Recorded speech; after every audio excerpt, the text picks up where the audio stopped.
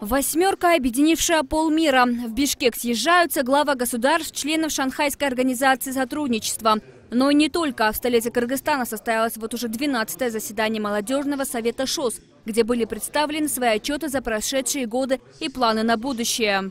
Лидеры государств, членов ШОС убеждены, что молодежь, объединенная шанхайским духом, олицетворяющим взаимное доверие, взаимную выгоду, равноправие, консультации, уважение к многообразию культур, стремление к совместному развитию, способна дать жесткий отпор деструктивным силам. Основная тема работы ШОС и молодежного совета – это борьба с экстремизмом, сепаратизмом и наркотрафиком. По мнению участников, только совместными усилиями можно достичь успехов во всех запланированных работах, особое внимание при этом уделяя подрастающему поколению.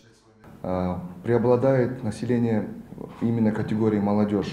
И главы государств на этом очень сильно сегодня акцентируют, что нужно работать с молодежью, нужно слушать молодежь.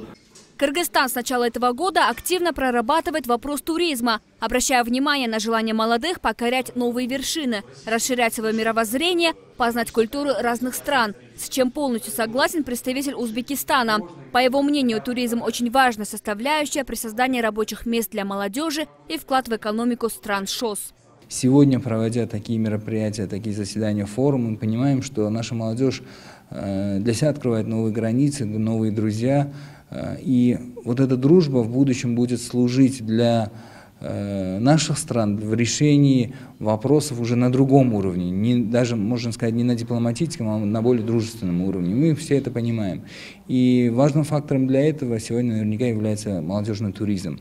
В Бишкеке также утвердили присоединение Пакистана к молодежному совету ШОС, что делает этот момент историческим.